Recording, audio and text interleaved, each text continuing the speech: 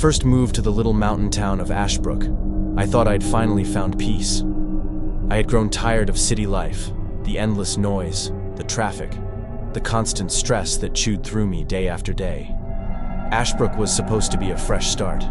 A quiet town surrounded by endless forest, where the air smelled like pine, and the nights were so silent you could hear your own heartbeat. I rented a small cabin just outside of town, tucked away near the edge of the woods. It was old, creaky, but charming in its own way. From my porch, I could see the tree line stretching endlessly, the forest floor blanketed in fog every morning. The first week was bliss. I woke up early, brewed coffee, and sat on my porch while deer grazed at the tree line. The townspeople were friendly but quiet, polite nods in the grocery store, small talk at the diner, but nothing too personal. It wasn't until my second week there that I started to notice something odd. Every time the woods came up in conversation, people grew tense. They changed the subject, glanced at the floor, or excused themselves. When I mentioned my plan to hike one of the trails, the waitress at the diner gave me a look I'll never forget.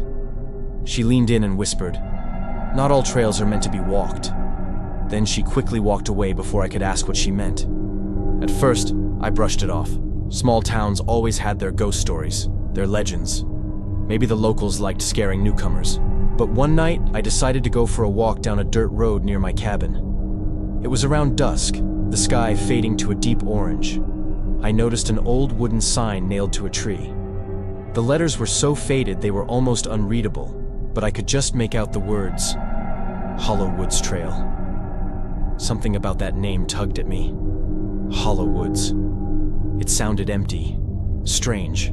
The path itself looked unused, overgrown with weeds, branches forming a dark canopy overhead. That night, I couldn't stop thinking about it. When I finally fell asleep, I dreamed of trees stretching taller than skyscrapers, their branches curling like claws. And in the dream, I wasn't alone. Something was moving in the shadows between the trees. The following morning, I asked my neighbor, an older man named Harold, about it.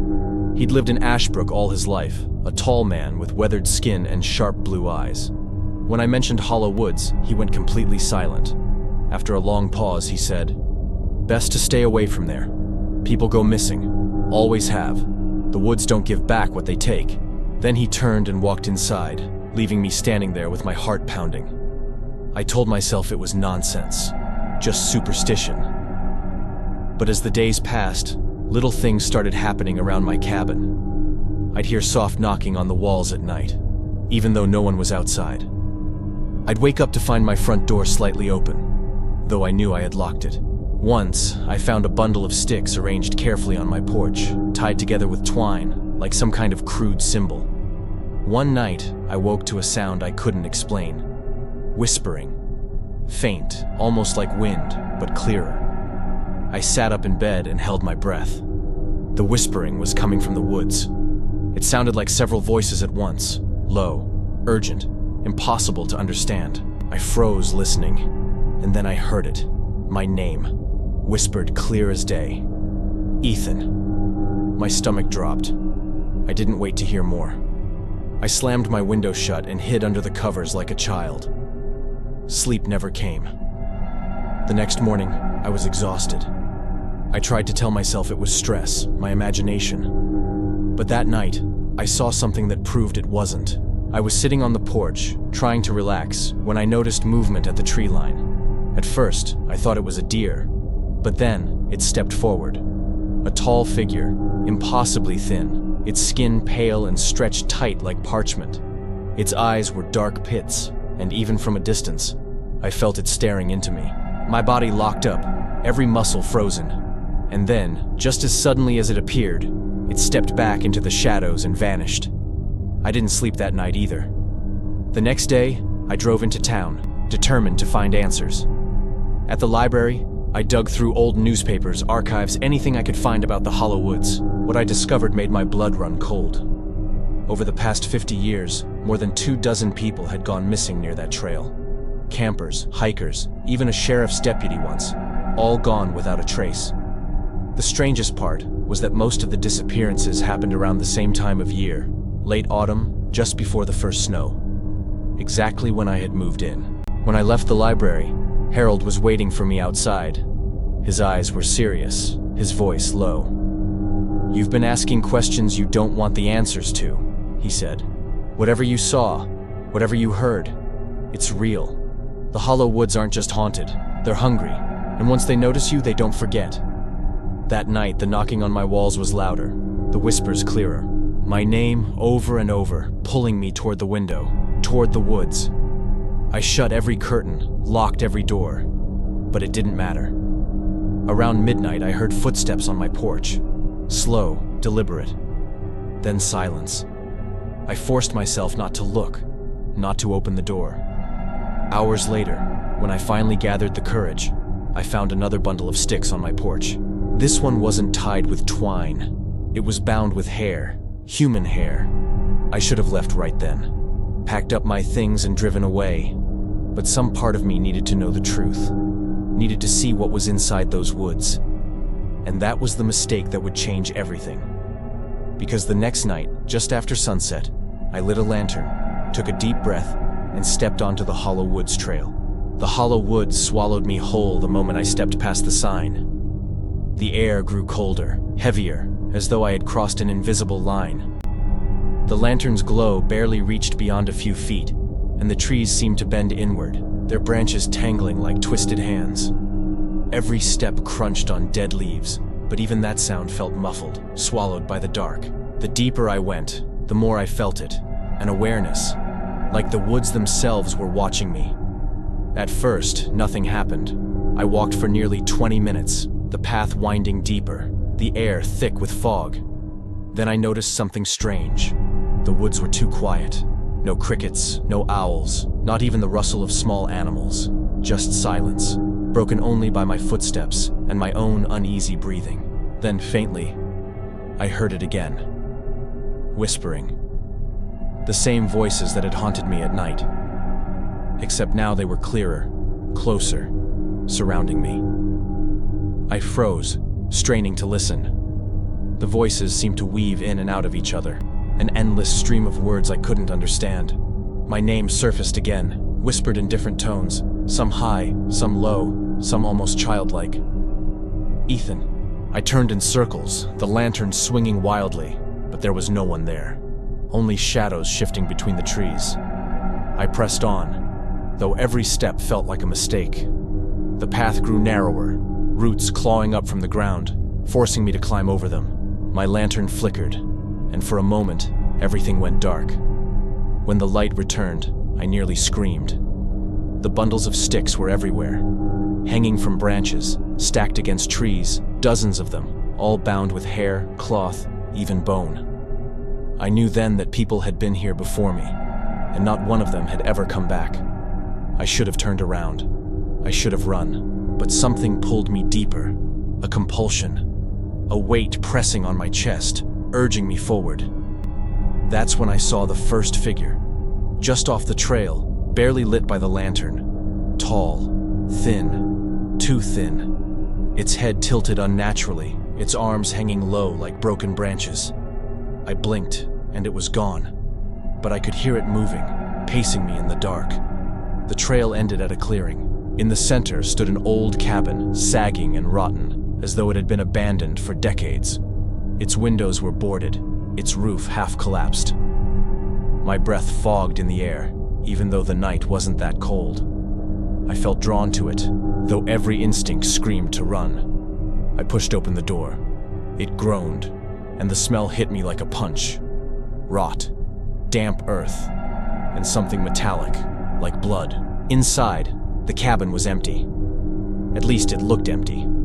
Dust coated the floor, but there were no footprints. No furniture, no tools, nothing but bare wood. Then I noticed the walls. They were covered in carvings, dozens, maybe hundreds of them. Symbols I didn't recognize, spirals, jagged lines, faces with hollow eyes. And in the center of the room, burned into the floorboards, was a circle. The moment I stepped inside, the whispering grew louder. It wasn't around me anymore.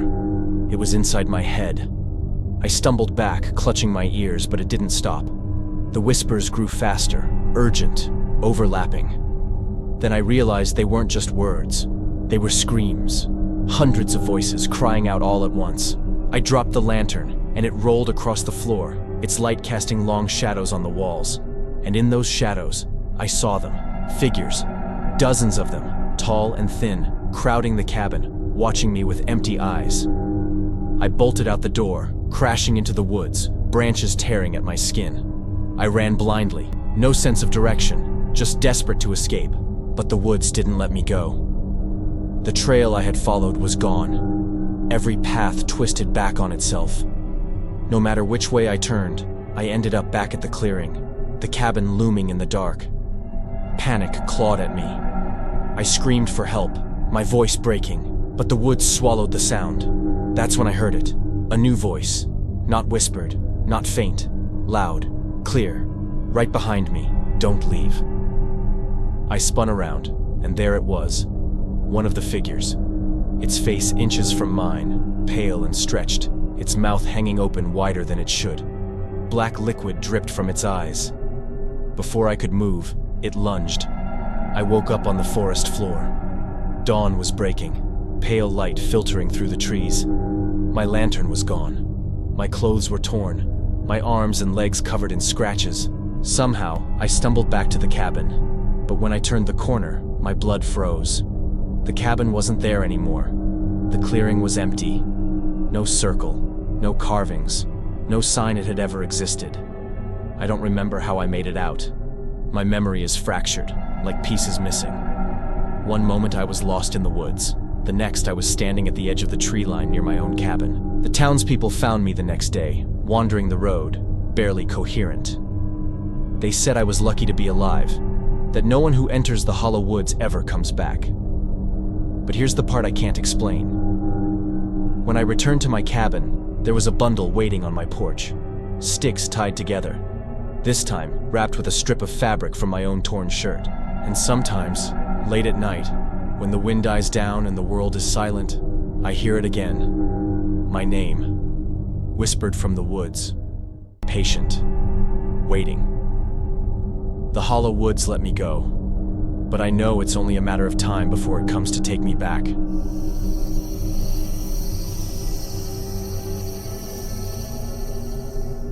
When my grandmother died, she left me the one thing she loved most in this world, her house. It was an old, two-story farmhouse on the edge of a quiet rural town called Milford. I hadn't visited it in nearly 15 years, not since I was a kid. But I remembered how strange it always felt there. Too quiet, too still. Like time moved differently inside those walls. When the lawyer handed me the keys and the deed, I figured I'd sell it. Maybe fix it up first to get a better price. I had no idea that stepping through that door again would change everything. I arrived on a cloudy afternoon in October.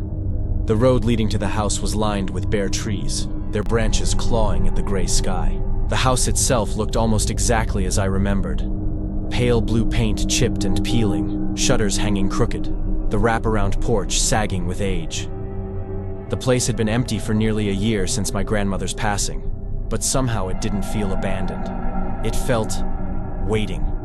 The front door stuck a little when I pushed it open, groaning as though it hadn't been moved in decades. The smell hit me instantly. Dust, old wood, and something faintly sweet, like dried flowers. Everything was just as she'd left it. The heavy oak furniture, the faded photographs on the mantel, the grandfather clock that hadn't worked since before I was born, and the silence. I had forgotten about the silence. It was so complete it almost rang in my ears. I spent that first day cleaning. I swept floors, opened windows, aired out rooms. The house was bigger than I remembered, with narrow hallways and doors that always seemed to lead somewhere unexpected. By evening, I was exhausted. I ordered takeout, set up a sleeping bag in the living room, and planned to start sorting through my grandmother's belongings the next morning. That night was the first time I heard it, the sound that would become my constant companion. I had just started drifting off when I heard footsteps upstairs. Slow, measured, unmistakable. My heart jumped. I told myself it was the wood settling, maybe an animal in the attic. But these weren't random creaks. They were deliberate. Step, step, step. Across the floor above me, then silence. I lay there for nearly an hour, staring at the ceiling, every nerve in my body tense. Eventually, I convinced myself I'd imagined it and forced myself to sleep. But the next morning, I found something that made my stomach knot. On the floor of the upstairs hallway, a thin layer of dust covered everything, except for a trail of footprints leading from one room to another. Bare feet, small, like a child's. I don't know why, but I didn't leave. I should have. I should have gotten in my car and never looked back. But curiosity is a dangerous thing. That afternoon, I decided to explore the house more thoroughly. I opened doors I'd ignored the day before, peeked into closets and cabinets. Most were empty or filled with old furniture and boxes of forgotten things. But in the small bedroom at the end of the hall, the one I used to sleep in as a child, I found something strange. The wallpaper had been peeled away in one corner, revealing words scratched into the plaster beneath. "Don't listen to them." The words stopped me cold. They looked old, as if they'd been there for decades. I ran my fingers over the grooves and felt something sharp embedded in the wall. A small, rusted nail, bent and broken. Whoever had written those words had done it with desperation. That night, the footsteps returned. Louder this time. They started in the hallway, then moved down the stairs. I held my breath, staring into the darkness, certain I'd see someone come around the corner, but no one did. The sound stopped right outside the living room door, and then nothing. Morning brought no comfort. I told myself I was being paranoid. I told myself old houses make noises. But part of me knew better.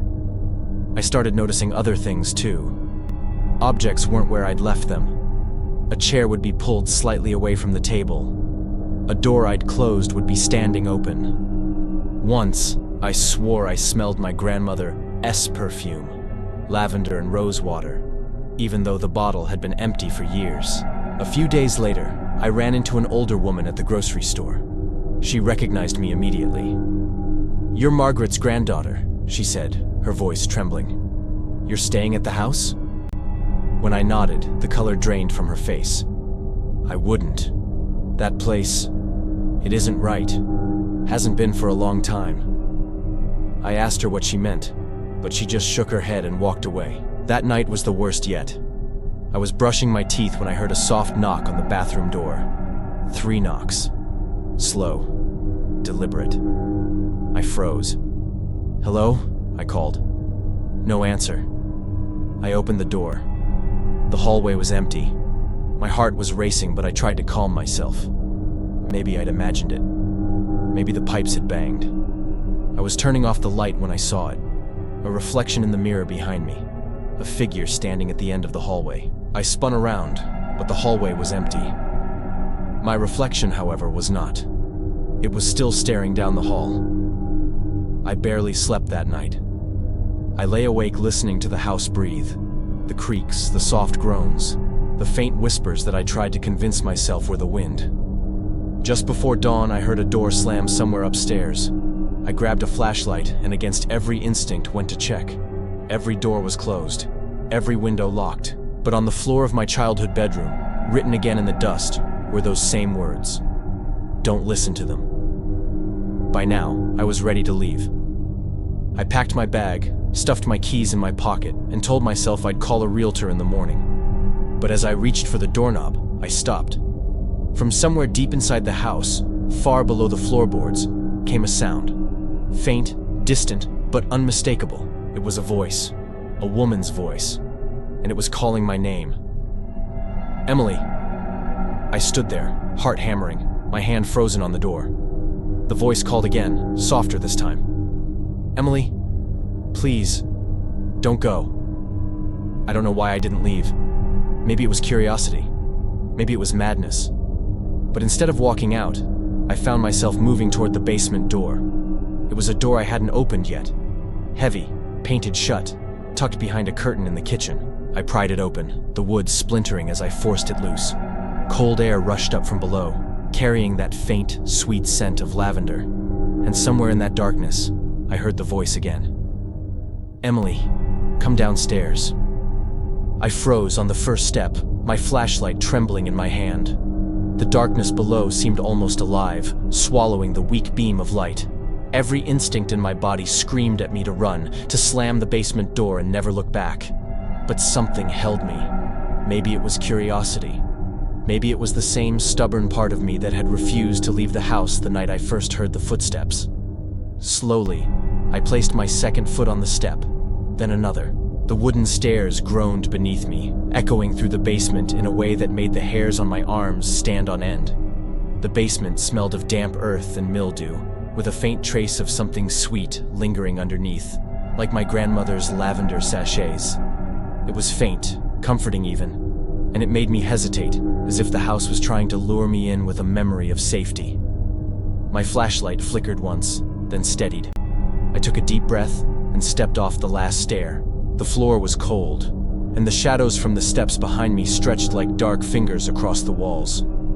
The room was larger than I remembered, filled with old furniture stacked haphazardly, boxes of papers, and more dust than I had ever seen in one place. My eyes scanned the room, trying to adjust to the darkness. That's when I noticed the first anomaly. The far corner of the basement seemed brighter. A faint glow, warm and yellow, almost as if the light was seeping from the walls themselves. I took a hesitant step toward it. My heart pounded so loudly, I was sure the sound would carry through the house. As I approached, the glow became clearer. It wasn't coming from a lamp or candle. It seemed to hover, almost like a shimmer in the air. I reached out my hand, and a chill shot through my arm. The air here felt heavier, thicker, almost like moving through water. I wanted to step back, but my curiosity was stronger than my fear. I moved closer. Then I heard it, whispering. Not a single voice, but many overlapping, low and urgent. "Emily, come, listen, follow." It was faint at first, but it grew louder, more insistent, surrounding me from every angle. My pulse raced.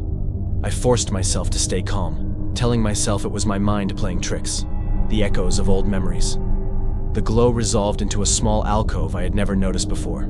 The walls were lined with old photographs, hundreds of them, all faded and sepia-toned. They showed people standing in the house, children playing in the hallways, women in long dresses, men sitting on the porch. What unsettled me wasn't at the age of the photos. It was that some of the faces looked eerily familiar. People I didn't know, but somehow my mind felt like it recognized them. My grandmother must have kept them here for some reason. I took a step closer. Then I noticed it.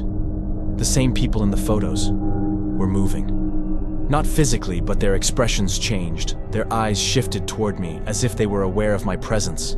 I stumbled back, nearly dropping my flashlight. My breath came in ragged gasps. I told myself I was imagining it. Photos don't move. They don't stare. And yet, one by one, the whispering voices became clearer.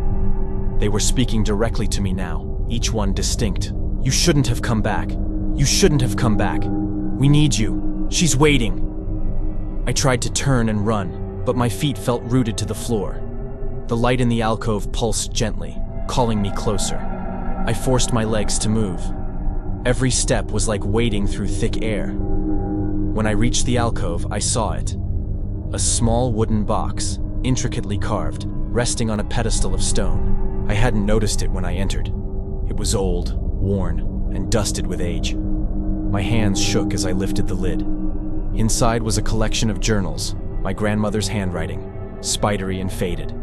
I opened the first one. The writing was meticulous at first, describing the daily life in the house.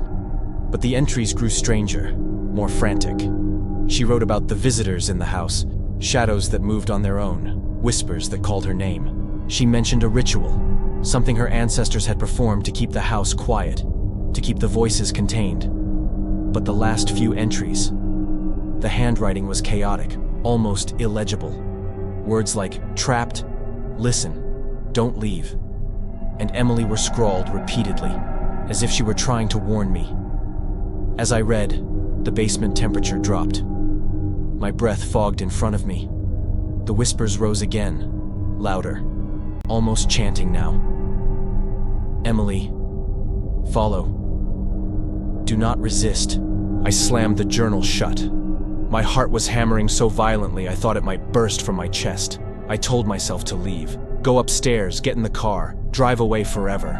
Then I heard it, a soft creak behind me. I spun, flashlight slicing through the darkness, and saw a figure at the top of the basement stairs. It was tall, but not grotesque. Its features were faint, blurred, almost like looking at a foggy reflection. And yet I knew instinctively it was watching me, waiting. The whispering focused. My grandmother's voice emerged from the chorus, clear for the first time. "Emily, you have to finish it." "Finish what?" I swallowed hard. And then I saw it. Etched into the stone pedestal beneath the journals, a circle with strange markings. It matched sketches in the journals. My grandmother had written that to complete the ritual, someone had to perform the final step. Otherwise the house would never rest, and the voices would never stop. I hesitated, paralyzed. I could feel the weight of the house pressing down on me. The walls seemed to lean closer, the shadows crawling along the floor. And yet, I understood. The ritual wasn't dangerous, it wasn't violent. It was a matter of acknowledgement, recognition, speaking the names of the lost, the ones trapped in the house for decades, and giving them closure. My trembling hands traced the carvings, and I spoke the names I recognized from the photos. One by one, the whispers softened, the shadows receded, the warmth from the alcove pulsed gently, and the suffocating pressure lifted. I spoke the last name, my grandmother's, and for the first time in days, the basement felt still, truly still. The journals glowed faintly, then faded. The glow from the alcove disappeared. The photographs returned to their lifeless state. The house had exhaled, releasing decades of tension, sorrow, and unrest. I stood in the darkness for a long moment, heart still racing, before ascending the stairs. When I reached the kitchen, the morning sun was breaking through the windows. The house smelled clean, fresh, almost like it had been sleeping for a long time and finally awakened. I stepped outside and took a deep breath. The silence was different now, comforting, not oppressive. I never heard the footsteps again. I never saw the shadows. And the whispers? They were gone. I stayed in the house for a few more weeks, finishing the work my grandmother had left behind, cataloging the journals, cleaning and restoring the rooms. And when I finally left, selling the house to someone who had no idea what it had been, I felt a strange sense of gratitude. The silent house had been alive, yes, but it had also been waiting for me to understand.